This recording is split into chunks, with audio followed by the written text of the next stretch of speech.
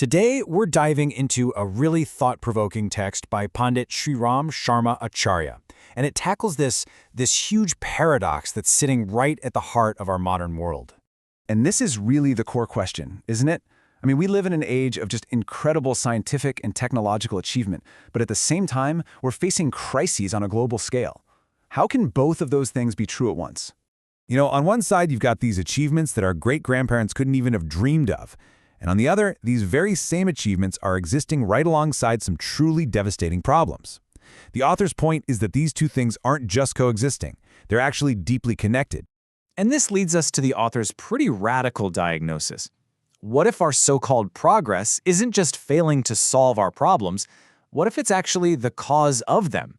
It's a shocking idea for sure. Okay, Section 1, Diagnosing the Disorder. So, to get to this conclusion, the author first starts questioning our common assumptions. He kind of dismantles the popular explanations for what's gone wrong with the world. The first big idea he takes on is poverty. We often assume that if we could just give everyone enough resources, enough money, enough stuff, then all our unhappiness and social problems would just, poof, disappear.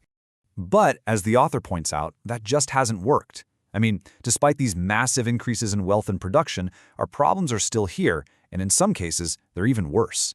He says this pretty much proves there's a fundamental error in how we're diagnosing this. The real root cause has to be somewhere else. Okay, so if a lack of resources isn't the issue, what about a lack of education? That's another common belief, right?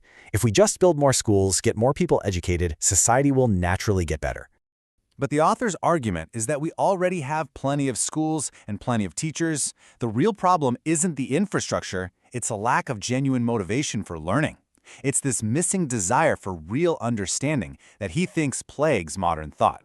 So now we get to Section 2, the root of unhappiness.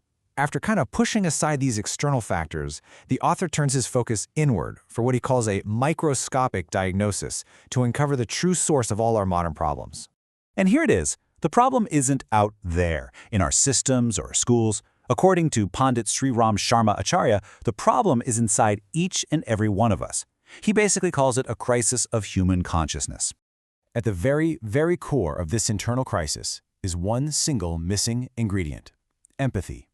And the author defines it not just as a feeling, but as a fundamental human virtue. It's the driving force that connects us and makes us want to serve one another.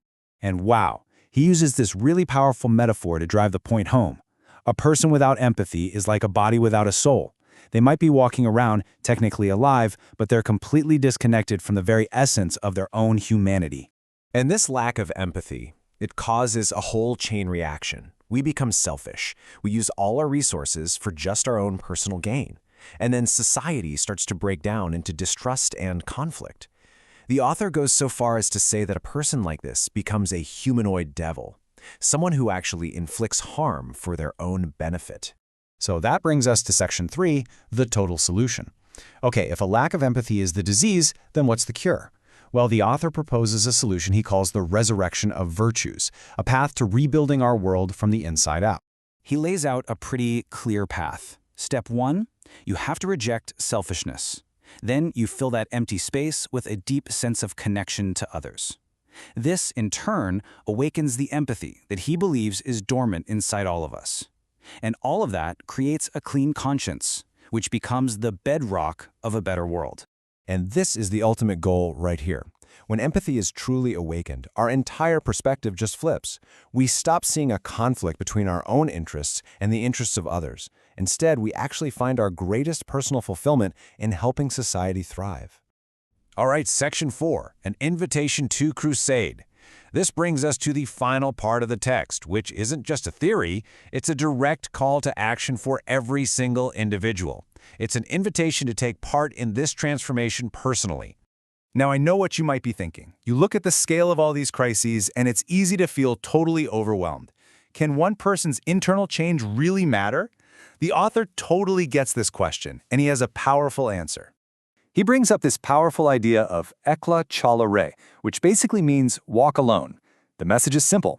Find the courage to start this journey of change, even if you feel like you're the only one doing it. Because, as he explains, that one person with real conviction doesn't stay alone for long.